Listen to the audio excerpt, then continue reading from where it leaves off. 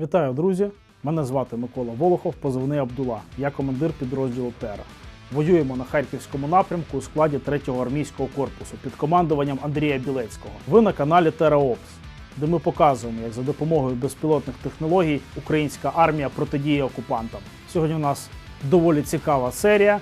Росіяни приперлися на своєму Т-90, побачите, що з ним сталося.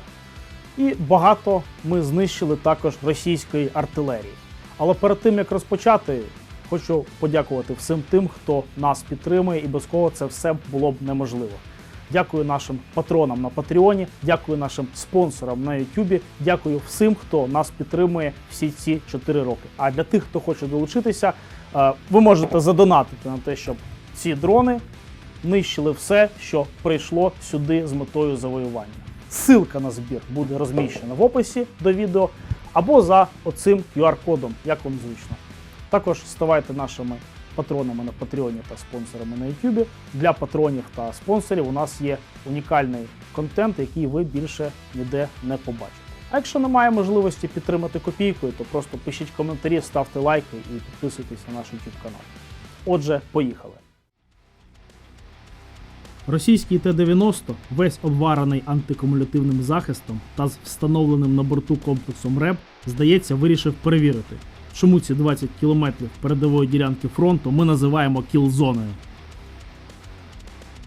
Зараз головна задача – зупинити його рух, тому перші дрони атакують якомога швидше, просто в лоб.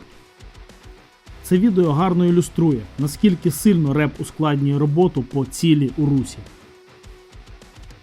Проте, здається, операторами все ж знайдена ахілова п'ята танка. Відкрита частина гусениці.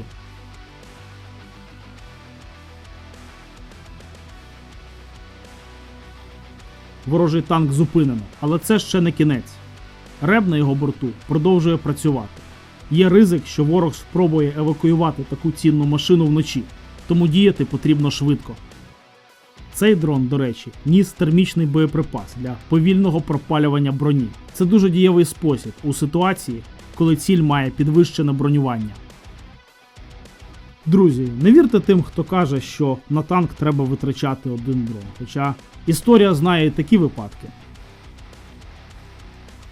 Командною роботою 3-го армійського корпусу Т-90, гордість російської армії, перетворено на брухт.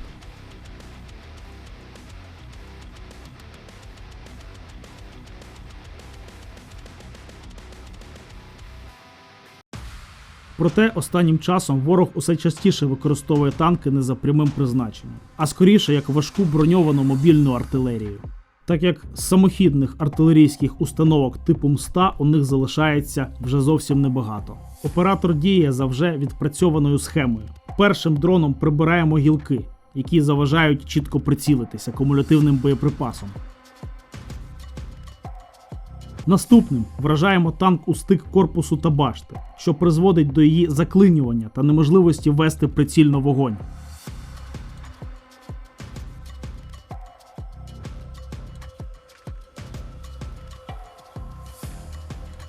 Але і буксована артилерія досі не покинула поле бою. Перший FPV уже розчистив проліт усередину бліндажа, що дає можливість оператору завести дрон прямо в укриття, де, до речі, знаходиться БК до гармати. Індикатором цього є гарне загоряння цілі на дорозвідці. Це була МСТА-Б. Б означає буксована версія гармати. Нормально знищити цю купу металу виходить тільки за допомогою її власного боєкомплекту.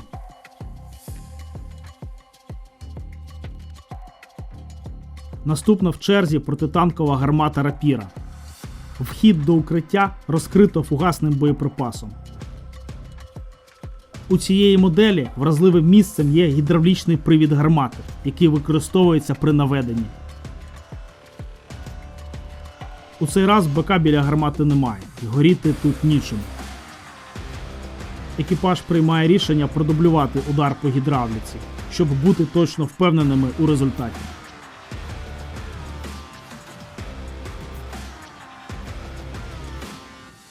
Ще одна гармата вражається в механізм наведення. За стандартом.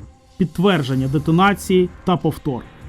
Особливо важко проводити об'єктивний контроль з цілями, виведення з ладу яких важко підтвердити візуально, як у цьому випадку. Тому завжди краще повторити. А тут у нас нестандартний творчий підхід. Гармата гарно укопана, а боєприпас на дроні кумулятивний. Дрон має чіткий сигнал управління, і пілот приймає рішення пробити дірку безпосередньо в неприкритому стволі. Ця гармата вела вогонь вночі по позиціях піхоти, і це потрібно було терміново зупинити. Перший дрон наносить удар у механізм наведення. Гармата стоїть так, що залетіти всередину бліндажа неможливо, тому удар наноситься прямо в ствол кумулятивним боєприпасом.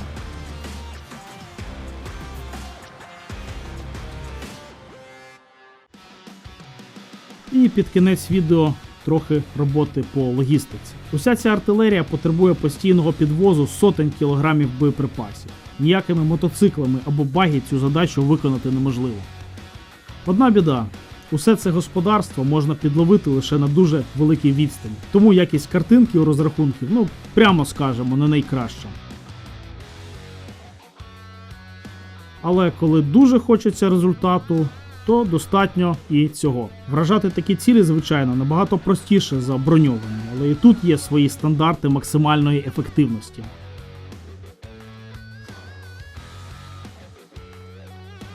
Що може горіти краще за паливний бак? План спрацьовує, і вантажівка загоряється з одного попадання. Максимальна економія та ефективність. А тут хтось, здається, застряг у болоті. Зараз ми його трошечки підштовхнемо.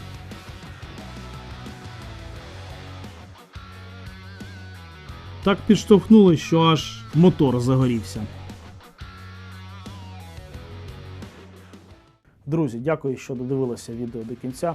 Бачите, як Івани все не уймуться зі своєю важкою бронетехнікою. Виходить у них, як і завжди. Та й артилерія, на жаль, у них не закінчується. Проте ефективно працювати нею, так як це було на початку війни, вони вже, звичайно, не можуть. Друзі, нагадую, що нам потрібна ваша підтримка.